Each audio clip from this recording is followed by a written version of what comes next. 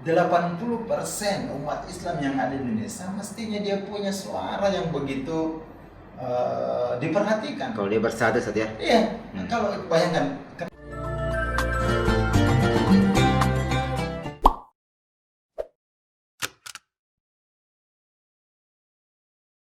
Assalamualaikum warahmatullahi wabarakatuh. Waalaikumsalam warahmatullahi wabarakatuh. Ustadz Muhtar Denglau, apa kabar Ustadz? Alhamdulillah bikhair. Mohon maaf ini Ustadz, waktunya kami ganggu sedikit.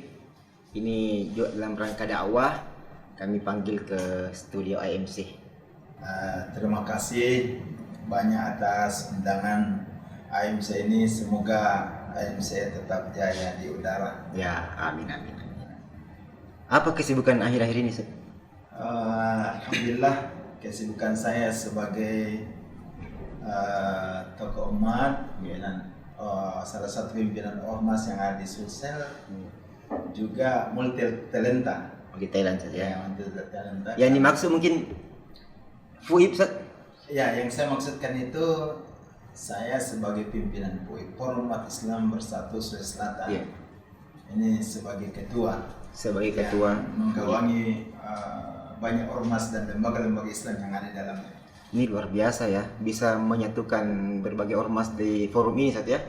Alhamdulillah. Kalau bisa disampaikan kira-kira apa visinya, apa misinya FUIP ini? Ya, Forum Umat Islam sebagai garda terdepan terhadap umat dan permasalahan umat yang selalu memberi solusi, dan tentu karena ini salah satu ormas Islam yang tentu berada di tengah-tengah umat. Bagaimana permasalahan umat yang ada saat ini, sehingga senantiasa berada di tengah-tengah mereka dan selalu mencarikan solusi terhadap masalah-masalah umat tersebut. Contohnya Ustadz? Contohnya dari misalnya berbagai persoalan umat, masalah penistaan agama. Penistaan agama Maka ya. Betul. Ini kan banyak yang terjadi sekarang ya. Maka Forum Umat Islam sebagai garda terdepan. Ya, salah satu contoh misalnya yang terjadi ketika penistaan Al-Quran. Sekarang yang paling dekat adalah Yang Perancis bagaimana seorang presiden Perancis, kemudian Presiden Perancis menghina Rasulullah SAW, dan tentu ini berefek terhadap umat dan akan timbul gerah keislamannya. Jadi ini ada aksi begitu Ustadz? Alhamdulillah, setiap terjadi begini ada responsif dari umat Islam khususnya di Sulawesi Selatan ini.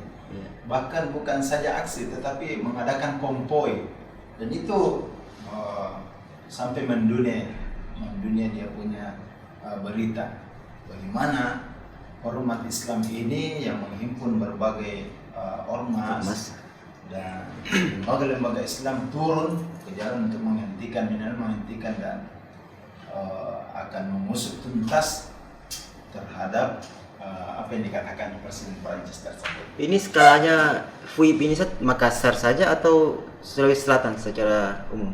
Forum Umat Islam Bersatu Sulawesi Selatan ini mencakup seluruh Sulawesi Selatan. Sulawesi Selatan ya. Dia adalah skop Sulawesi Selatan. Yeah. Bahkan dia sebagai pusat, bisa jadi dia sebagai ormas nasional ke depannya. Ini yang menarik Ustadz, karena dia artinya menghimpun seluruh ormas di Sulsel ini. Ini kan tidak gampang memimpin ini banyak ormas dengan berbagai kepentingan dalam tanda petik ya. Ini seperti apa kita memanage ini? Betul. Jadi di Forum Umat Islam Bersatu itu bukan saja ormas-ormas Islam, tapi termasuk ormas-ormas yang skala nasional. Ya, seperti ada saling bergabung dari ormas-ormas seperti LND, terus PP, ya bersama dengan kita, dan lembaga-lembaga nasional lainnya. Saya sering lihat fotonya ini Ustadz Muhtar Denglau di medsos bersama dengan para pejabat, bersama dengan tokoh-tokoh nasional. Ini memang pergaulan Ustadz sampai ke sana ya?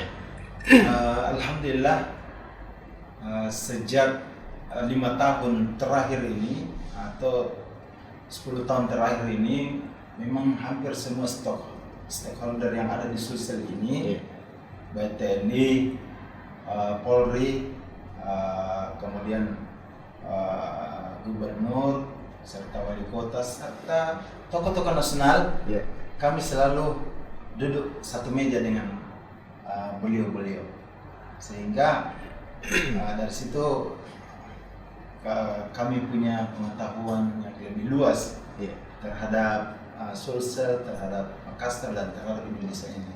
Ini bagian dari dakwah? Tentu ini peluang besar bagi seorang aktivis, apalagi seorang dai. Saya sebagai dai Hidayatullah tentu punya misi tersendiri dalam mengembang daripada ormas ini. Amanah dakwah saja, seperti itu. Kemudian karena kita melihat ya kondisi akhir-akhir ini ya umat Islam ya banyak problematika. Seperti apa FUI melihat ini? Jadi problematika umat Islam hari ini secara tanda kutip memang hampir-hampir terjadi kemunduran sangat besar dan luas. Kalau kita lebih mendalami lagi bahwa khusus terhadap problematika yang dihadapi umat Islam hari ini, maka sangat menyayat sembilu. Kita paham bahwa Islam itu adalah memiliki prinsip, memiliki idealitas serta pemahaman yang syamilah wa mutakamila, lengkap dan menyeluruh. Islam ini way of life yang mengurusi mulai dari masuk WC sampai masuk ke PBB, misalnya parlemen. Semuanya diurusi. Bahkan Islam ini dia adalah suatu risalah yang jangkauan waktunya sampai akhir zaman, jangkauan rohnya untuk seluruh umat, dan jangkauan kedalamannya mencakup urusan dunia dan akhirat. Karena itu a'adzamu min dzalik, bahkan lebih dari itu. Al-Islamu ya'lu wa la yu'la. Islam itu tinggi dan tidak ada yang melindunginya. Dan problem yang paling terbesar yang dihadapi umat hari ini pertama adalah secara nyata adalah terjadinya du'ful iman, terjadi krisis iman di antara mereka. Yang kedua terjadi du'ful ukhuwah wal muhabbat fillah, terjadinya krisis persaudaraan yang mendalam terhadap umat Islam. Dan kemudian yang ketiga adalah bukan saja ukhuwah yang mendalam, tetapi terjadi krisis yang begitu panjang dari segi ideologi, politik, ekonomi, pendidikan, bahkan seluruh rangkaian pemikiran Islam yang fundamental mereka tersisihkan dan jauh. Kalau misalnya politik yang ada di Indonesia, ini kalau kita lihat 80% umat Islam yang ada di Indonesia mestinya dia punya suara yang begitu diperhatikan. Kalau dia bersatu saja. Kalau bayangkan, kenapa saya mengatakan umat Islam bersatu? Ketika dia bersatu maka ini adalah merupakan kekuatan besar.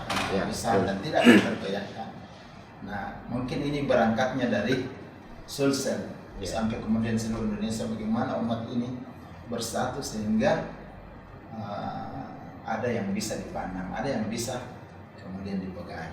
Kalau perspektif dai ini tentu tidak bisa kita tidak boleh cemas dengan keadaan ini ya. Tapi ini tantangan. Seperti apa solusi yang ditawarkan oleh FUI lihat problematika umat seperti ini? Tentu bagi seorang dai tidak seperti membalikkan telapak tangan, tetapi dia melalui proses yang panjang. Misalnya mulai ibda di nafsi. Tahapannya itu ya. Tahapan pertama harus dimulai daripada diri, harus punya kafaatul ilm. Itu yang paling pertama, punya ilmu yang mumpuni, paham bagaimana pribadi muslim yang taat kepada Allah, yang punya akidah yang benar, kemudian iltizam bil Islam, dia komitmen dengan ajaran Islam, dia nafi'an li ghairi, bermanfaat terhadap yang lainnya. Kemudian yang kedua, kalau ada pribadi-pribadi muslim yang kuat ini, tentu yang dia akan berpikir bagaimana usratul muslimah, bagaimana memperbaiki keluarga. Tentu dengan keluarga sebagai basis pertama dan utama, dia adalah madrasatul ula. Dia adalah sekolah pertama sebelum sampai ke tengah masyarakat atau sekolah berikutnya. Kemudian yang ketiga adalah bagaimana menciptakan kondisi suasana di seputaran lingkungan kita ini untuk mewujudkan da'i yang totalitas. Ada seorang da'i itu ya di samping dirinya dia didik, keluarganya dia didik, juga orang-orang di sekitarnya, lingkungannya.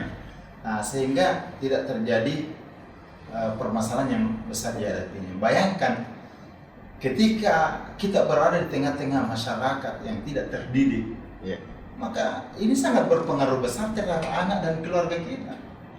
Nah, sehingga seorang dai itu dia harus punya kafa'ah ilmu dan punya mainstream sosial yang mengetahui terhadap keadaan ini. Kan sekarang banyak dai, kayaknya dia menutup diri dari politik misalnya. Dia fokus mungkin pada organisasinya atau fokus pada kitabnya saja, tapi dia seolah menutup mata dari apa yang terjadi di lingkungannya dan bahkan lebih besar lagi di negara ini seperti itu. Bagaimana Ustaz melihat ini? Ini yang saya ingin katakan, bahwa seorang dai tidak boleh tertutup dengan politik. Bahkan kalau bisa kita anjurkan, ada orang yang kita siapkan memang untuk bertarung di kancah politik, sehingga kita tidak dibodoh-bodohi dengan orang yang tanda kutip minoritas, tetapi bisa menguasai yang mayoritas. Nah, ini yang maksud saya. Jadi ada orang-orang politik yang sudah terdidik, yang kemungkinan bisa menyuarakan apa yang kita inginkan bersama. Nah, ini persoalan umat yang harus diretas sejak awal. Sejak awal. Bayangkan kalau kita yang mayoritas tetapi kita tidak punya suara menentukan, ini sangat berbahaya. Sangat berbahaya sekali. Dan inilah problem yang terbesar umat Islam Indonesia hari ini. Mereka memang banyak, tetapi seperti buih yang ada di lautan.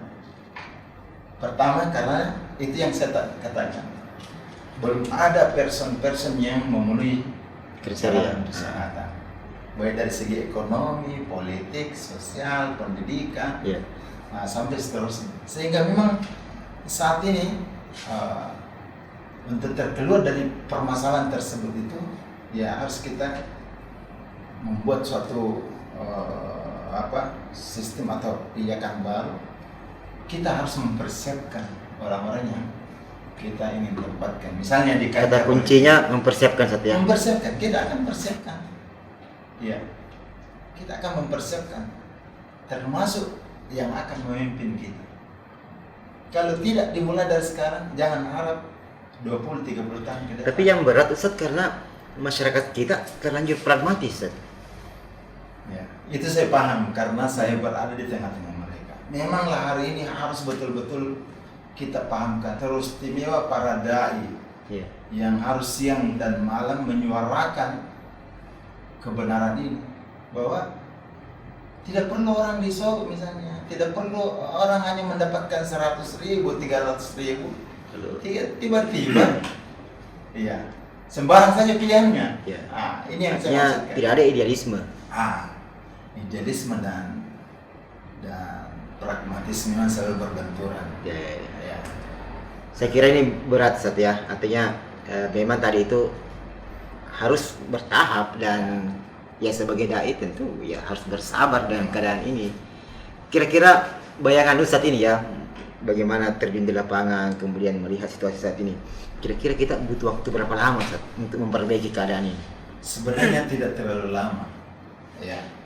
Kalau seluruh dai seperti yang dikatakan Dr. Ismail Al-Faruqi, seorang Amerika, dia mengatakan, seandainya umat Islam sadar ketika setiap Jumat itu, setiap Jumat saja, para dai konsentrasi apa yang dia akan sampaikan kepada umat, misalnya sebulan ini, Ya. Ya, misalnya politik yang baik lah, Ya. yang berpihak kepada kebaikan-kebaikan, berpihak kepada kebenaran dan berpihak kepada Islamisasi, maka pasti tidak terlalu lama untuk menciptakan atau mengkondisikan adanya pemimpin baru yang memiliki ataupun yang memiliki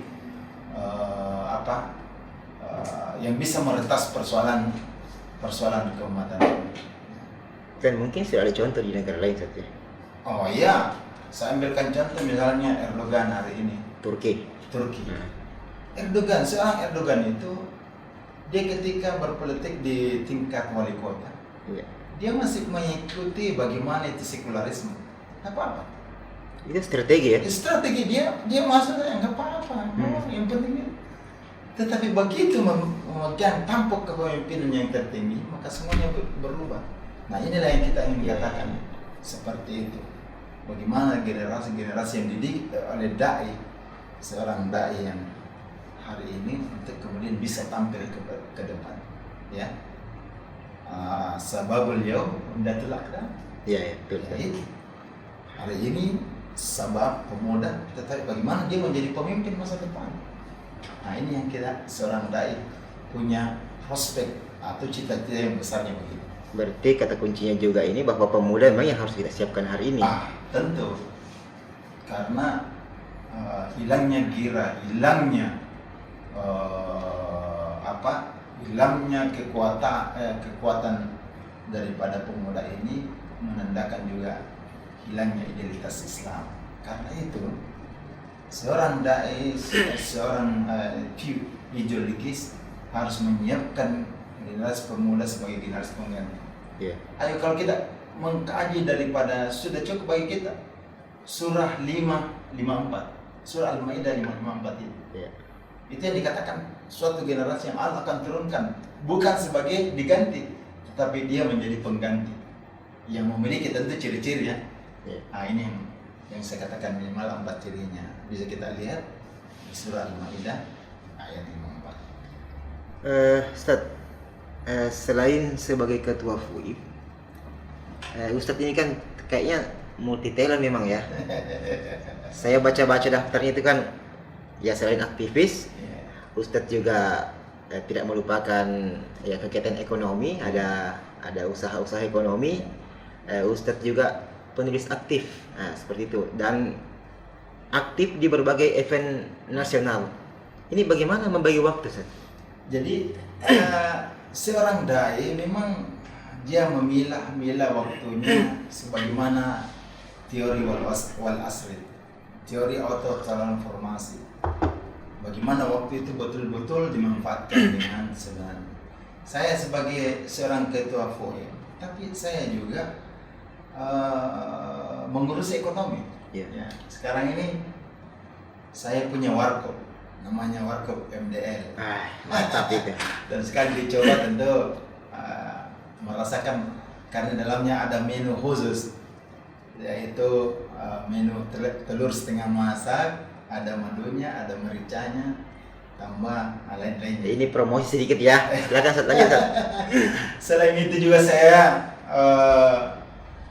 sebagai kuliner yang memiliki urusan akikah, ya akikah berkah namanya, akikah berkah 21. Itu sudah mulai terkenal juga di. Tadi kan ada Ya. usaha itu, terus juga harus aktif di berbagai kegiatan dakwah. Selain itu saya sebagai dai itulah yang hampir manggung di setiap Jumat. Aktif ya. Aktif ya, sebagai bukan saja aktif di khutbah Jumat, tetapi memiliki kajian setiap, misalnya di Blok M sebagai masjid yang terbesar di BTP ini. Iya. Setiap hari Sabtu itu saya memberi ceramah yang bersambung di Masjid Nurul Istiqamah. Selain itu saya juga sudah menulis 3 buku, ya. Dan ini sangat menarik. Sudah 3 Ustaz? Sudah 3 buku saya tulis dengan tangannya yang cukup menarik. Itu yang berkaitan dengan bagaimana masa lalu saya yang pernah menghadapi cobaan dan fitnah, sehingga saya tidak bisa kemudian menyanggah, tetapi masih bisa menulis sebagai sanggahan yang sampai hari ini belum ada orang membantahnya tentang tulisan-tulisan saya. Misalnya sekelumit mau Makassar sebagai nyata ada di balik saya. Kemudian dari dakwah, dari penjara ke dakwah. Sekarang deradikalisasi, penjara, sebuah inspiratif dan motivasi. Dan ini sangat menarik. Ya. Ini yang saya masih penasaran ini. Kan ya tadi sampaikan bahwa pernah punya masa lalu. Ya. Itu bagi orang lain ya, tapi bagi Ustadz ini bukan sesuatu yang bukan aib ya, bukan aib. Pernah dipenjara di Makassar dengan kasus tertentu misalnya kan. Lalu keluar dari penjara kok jadi dai besar lagi seperti itu. Bagaimana Anda menempatkan diri, Ustadz? Jadi tidak semua orang yang ada masuk dalam penjara itu bukan karena kesalahannya. Oh iya. Ya. Kami berada di 7 tahun penjara dan sampai hari ini masih membina di penjara, mengetahui betul bagaimana keadaan penjara itu. Dan saya sudah menulisnya. Dan mungkin kedepannya bagaimana kita berbicara penjara, bagaimana kedalamannya sampai seterusnya. Tetapi hari ini saya ingin berbicara tentang problematika umat, sebab-sebabnya dan bagaimana jalan keluarnya. Ya. Dan ini harus diretas betul satu persatu sehingga memungkinkan untuk kemudian Islam ini kembali jaya. Apa pesan Ustadz Mukhtar Denglau kepada dai-dai aktivis ini? Seorang dai itu paling pertama adalah dia harus benar yang disampaikannya. Harus benar saja. Benar yang disampaikan. Bukan sesuatu yang direkayasa. Bukan sesuatu yang direkayasa. Benar, yaitu sumbernya dari Al-Quran dan Sunnah. Kemudian diperbaiki tutur katanya, diperbaiki penyampaiannya. Jadi benar sumbernya, diperbaiki tutur katanya. Kemudian yang ketiga adalah dia harus ikhlas lillah subhanahu wa ta'ala. Karena inilah kemudian yang bisa menembus 7 petala langit. Baik. Ya. Tidak ada orang ataupun seorang dai yang ikhlas itu ketika pun mendapatkan suatu cabaran, tantangan, rintangan, maka itu bisa semua terselesaikan dengan hal itu. Karena itu problematika umat hari ini tantangannya sangat berat. Ya bagaimana sebab-sebab yang saya sudah katakan tadi itu, lemahnya iman, kurangnya ukhuwah dan kemudian terjadinya konsumerisme, dia bukan produsen. Ya. Kemudian duful kitab wal qiraah. Ini yang paling berat sebenarnya. Seorang dai itu jangan lemah dalam membaca, jangan juga lemah dalam menulis. Sehingga saya sudah buktikan setiap hari harus menyiapkan waktu minimal 1 jam untuk membaca. Setiap hari minimal ada goresan tangan yang indah untuk kemudian ya di samping kebaikan diri nanti akan dibaca generasi. Dengan kesibukan segudang kesibukan itu masih bisa membaca, masih sempat menulis? Alhamdulillah, dengan segudang kesibukan mengelola umat, mengelola politik, kemudian mengelola ekonomi, usaha masih bisa, alhamdulillah ada waktu. Dan termasuk juga menghafal. Hari ini alhamdulillah saya sudah mulai menghafal walaupun dari beberapa juz. Ya. Jadi saya pesankan kepada dai itu tadi yang saya katakan, memang harus benar rujukannya. Apa yang kita sampaikan dari Al-Quran dan Sunnah. Ya. Kemudian perbaiki tutur katanya dengan metodologi tentunya dengan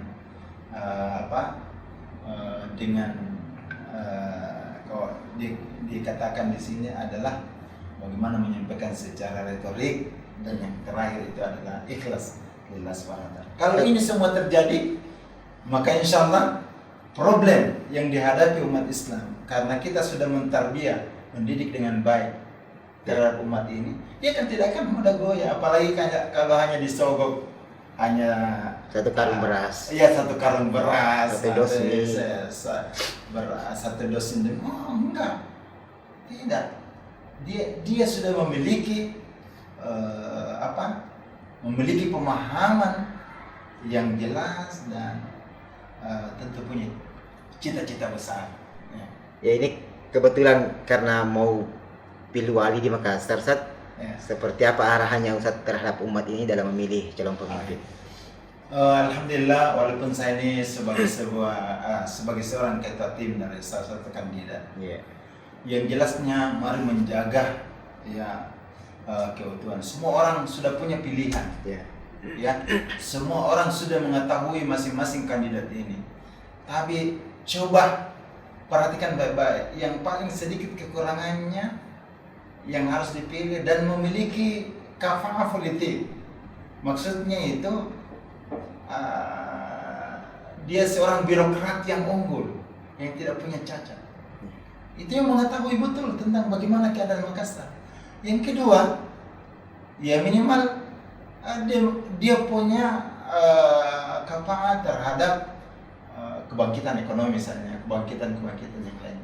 Sehingga betul-betul dirasakan manfaat daripada pemilihan itu.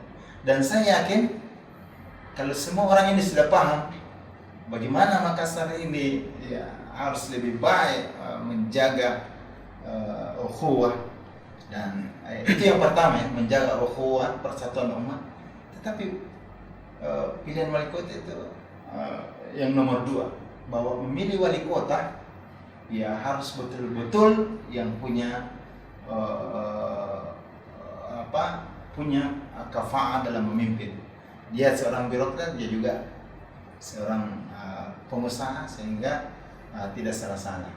Saya yakin dan semua kita harus punya dukungan yang berat masing-masing untuk bagaimana Makassar yang lebih baik ke depannya. Ustaz, pertanyaan terakhir, Ustaz. Ya. Saya dengar Ustaz sekarang memimpin dua apa istilahnya ya? Nahkoda dari 2 kapal yang berbeda ini. Nah, ini gimana nih, Ustaz? Di samping yang saya katakan tadi, multi talenta, saya juga memiliki 2 wasirud dakhiliyah, Iya. 2 menteri dalam negeri. Ya. Ya, yang masing-masing tentu beda karakter, beda hobi, beda keinginan. Tetapi alhamdulillah seorang dai sekali lagi nanti dia sukses di lapangan ataupun di aktivis itu ketika dia mampu mengendalikan negara kecilnya itu, keluarganya. Iya. Saya memiliki 2 istri, memiliki anak 10. Sudah 10 saja? Ya, Dari alhamdulillah, 2 istri ya? 10 dan sudah 3 yang kuliah. Alhamdulillah. Sekarang dan sementara yang lainnya di pesantren dan masih ada yang kecil. Ini semua para pemirsa, kita punya pelajaran yang berharga bahwa keluarga bagaimanapun kita singgah di luar, Ya. ujung-ujungnya lasasnya kembali ke rumah. Maka jadilah pemimpin rumah tangga yang mampu mengendalikan keluarga kita, mendidik dengan baik anak dan istri kita, memperbaiki keadaannya. Toh kita akan mendapatkan keridhaan dari Allah Subhanahu wa taala, Iya. baik di dunia ini maupun di akhirat. Amin. Saya kira itu adalah closing statement, Ustaz.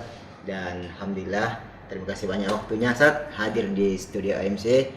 Lain waktu kita ketemu lagi dengan tema yang berbeda, Ustaz. Demikian, assalamualaikum warahmatullahi wabarakatuh. Waalaikumsalam warahmatullahi wabarakatuh. Barakallahu fikum.